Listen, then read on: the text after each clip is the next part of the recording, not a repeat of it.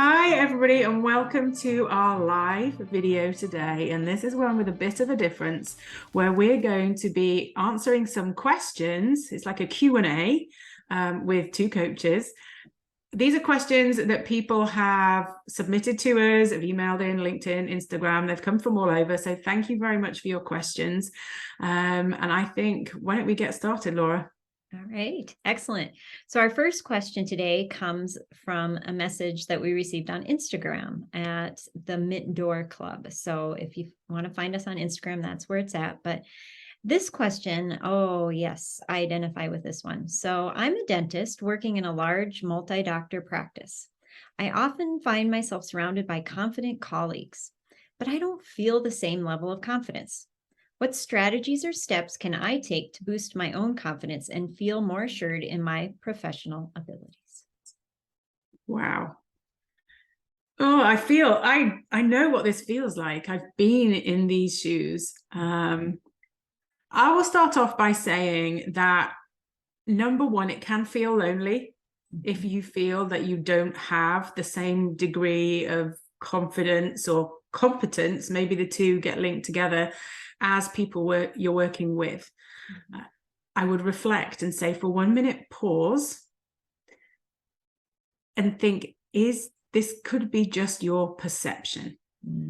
This question came from Instagram, and maybe Instagram is a really good, or social media in a way is a really good point to illustrate this, but we only get to see what other people want us to see. So on Instagram, you get the rose-tinted spectacles view of people's lives. In a dental practice, with other people appearing more confident, I would suggest that they're wearing some sort of bravado or outward professional stoicism. We often talk about wearing masks, but this is maybe for other people a way that they cope with feeling a lack of confidence. So first of all, I would say you're not alone. There's probably a high degree of possibility that the people that you see as more confident are probably actually worrying about their own abilities and confidence in that situation. What about you, Laura? Where would you take this one?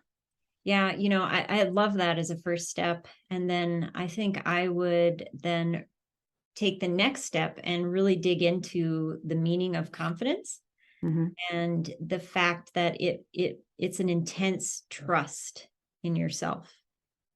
And so switching the focus onto how others appear into an internal focus of what's in my control. And what's in your control is that intense trust in yourself. And how do you build trust? Well, number one, you keep your promises to yourself. So you're showing up as your best every day, doing your best. You're digging into what you need to explore more as far as learning or procedures. And you're worrying about you and stopping the comparison. And so just building on that internal intense trust in yourself, I think, and letting everybody else do their thing. I love that definition. Yeah. Well, we hope that is a helpful answer to that question. And I'm sure the person that submitted that question, it's not just them that's feeling that way. I can remember that. I think I could do with some of your advice from time to time, even now. So thank you for that one. Yeah. Awesome. All right. So we have another question, don't we, Karen? We do. So this one came on our LinkedIn page. And it starts off, so it's another dentist that wrote in and said, I often find myself not being as busy as I'd like to be at work. And the uncertainty of my income makes me feel uneasy. What strategies or techniques can I implement to cope with this situation and regain a sense of stability and fulfillment in my professional life? Yeah. I feel this one too. Just the up and down nature of dentistry and the things that are outside of your control. And I think that's where that uncertainty and that feeling comes in, is not the unknown, right? And so I think for this one too, going back to what's in your control. Mm-hmm. And then figuring out what you do know. So maybe sitting down and mapping out your expenses, your Mm-hmm. typical expenses month to month, what those are, so that you know what you need. And then working backwards into how you can create that. And then I think this is where a lot of people stop, that maybe is like the key to helping with that discomfort that you're feeling. But thinking about the obstacles that may get in the way of you not bringing in that certain amount of income. Yeah. Whether it be procedures not getting put in the schedule that month. Maybe somebody doesn't show up. Mm-hmm. Maybe something in the lab, there's a snafu that sets treatment back. Whatever that may be, look at those obstacles and see what will you do then. Yeah. And plan for it. And then get creative. Like what other ways can you think about supplementing your income? Yeah. Maybe there's other procedures that you could add to the mix. Maybe there's different ways to be more efficient so that you're utilizing your time better. All sorts of things. Yeah. I think that casting that eye of creativity on that situation and just brain dump the ideas that you have. No idea is a bad idea because it's an idea. And just write as many as you can think of other things that you could do that will fill some of those gaps that you may have in your schedule right now. And with that creativity, push the boundary a little bit and think about what you enjoy doing. And see how you can bring more of that into your day-to-day practice. So yeah, there's some good. That was a good question. That is a good question. Yeah. These are good. These are really fun. And I'd just like to just pause here for a minute and thank our followers for these great questions, because, and we picked the top ones that we, so these are really good questions, and we'll get to another one that came from Instagram, in a message on Instagram. This one is a new owner dentist. So number one, we'd just like to say, bless you to the new owner dentist who is going down that journey. And right now, this owner dentist has noticed that my team often feels tired, grumpy, and disengaged. It's concerning me, and I want to provide them with the support they need. However, finding the time, energy, and resources to do so feels completely overwhelming. What practical strategies or approaches can I adopt to effectively support and uplift my team despite the constraints of running a busy practice? Yeah. You can feel the weight of this problem, because when you think about how do you help a team, that's a lot of people. Even in a small practice, it's a lot of people to be looking after. So what I would say is, your team really want to feel listened to. They want to feel valued and acknowledged, and really that they're important in the life of the practice. One thing that we really like doing, Laura and I, is helping teams discover their individual values. That each team member gets the opportunity to do that. So sitting down with them and have a conversation about what their values are, and that sharing between each other is really important, because they will then get to understand each other. So teams just don't feel overwhelmed because they have work to do. And they're not just grumpy because maybe it's not how the day wanted to happen. Something, came along and derailed it. It's those interactions within the team. So if you can get your team to really share with each other what matters, what's important to each individual one, they are going to gain a much better understanding of each other. And then with that, they all pull together a little bit better as a team. And this isn't something that in one question, in 2 minutes, we can solve this whole issue, but that's just a starting point of just building that culture of that you really care and you really want this to be a great place for them to work. Yeah, that's so important. I think, you know, another thing to remember is that your team they have lives outside of your office.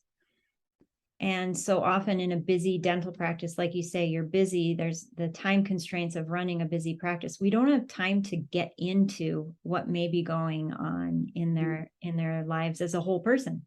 Yeah. And I think this is where, as a leader, sometimes delegation is really important, where you can delegate this type of care to something else, so that that team member feels heard, like you said. And this is, again, one of our favorite ways to support dental practices with our Wellbeing Aware program, is really providing that space to gift that team member whole person well-being, and feel listened and heard to as a whole person, and not just a dental team member. So yeah. Great advice. And don't give up hope. Don't give up hope. A grumpy team can easily turn around to be a happy team with a little bit of nurturing. That's right. Yeah, you can turn it around. Yeah. The next question, I'm reading off an email that we got from a recent graduate.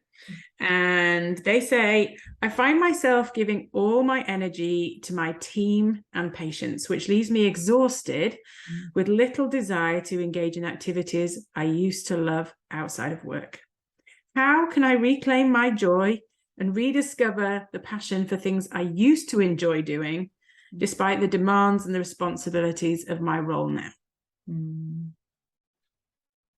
Gosh, I feel all of these, don't you? Yeah.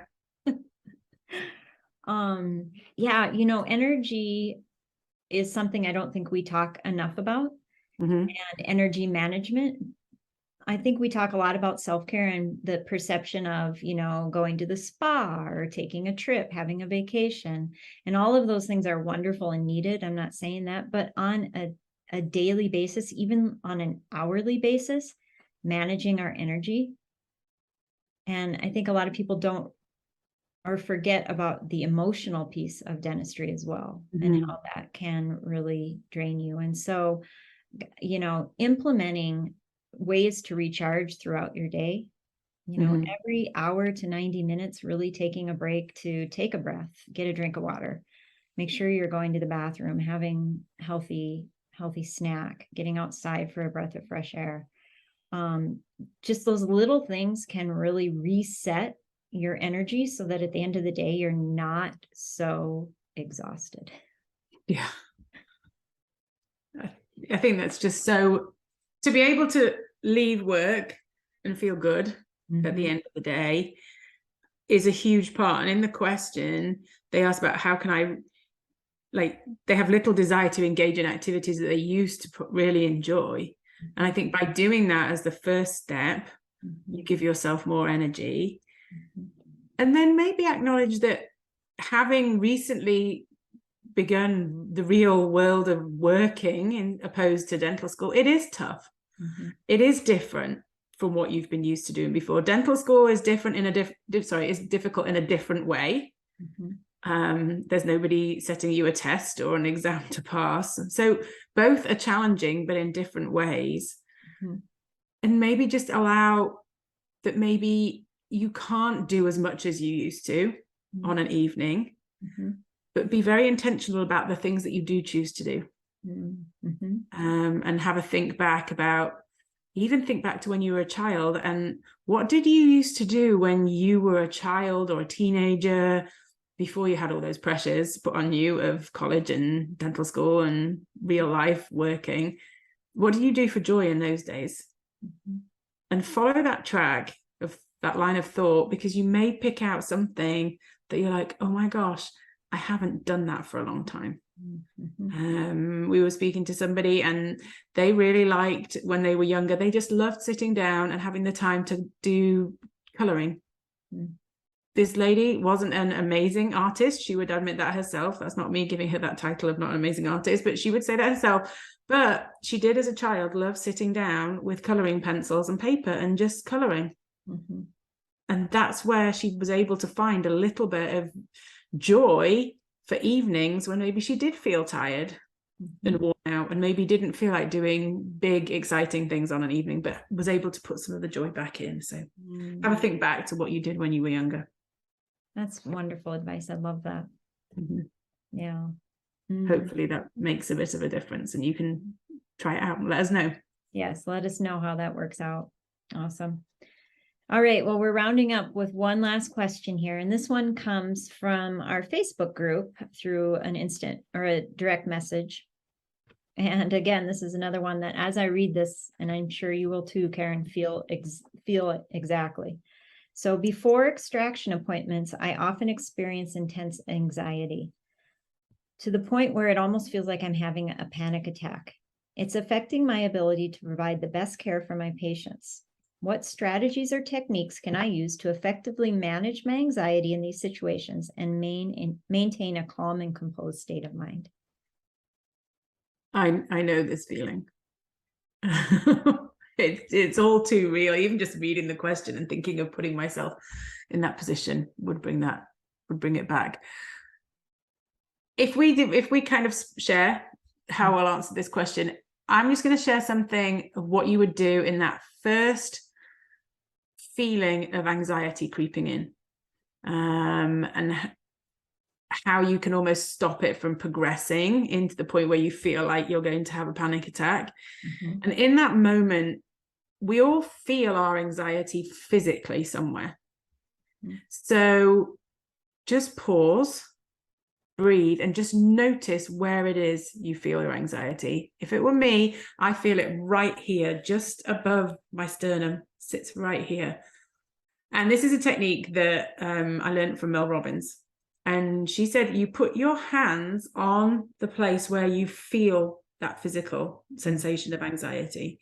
And you say to yourself, I'm okay, I'm safe, and I'm loved.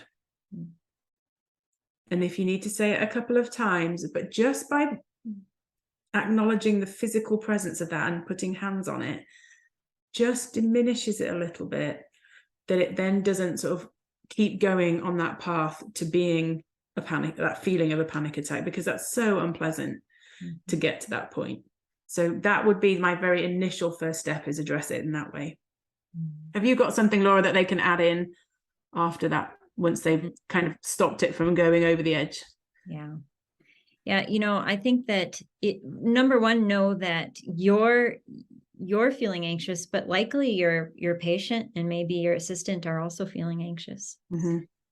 So this is something that you can actually do with your assistant and your patient, all three of you together, and maybe just bring the level of anxiety down for all of you. And it's just a simple breathing technique. And so you could implement this before every extraction and say, all right, let's just get calm and centered before, and put a good intention to the outcome of this extraction. But while we're putting that intention out there, let's do a little bit of breathing. And it's as simple as a full breath in, and then releasing that breath slower and longer than the inhale. So you can even add a hum to that breath. Humming is a great way to calm your nervous system.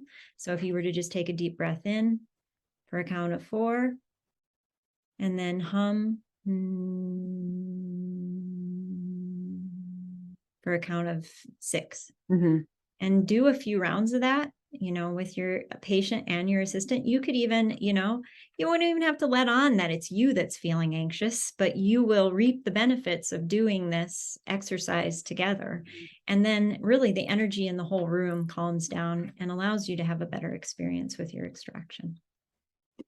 That's really, even just doing that then, and I'm not anxious right now, but I felt it just go,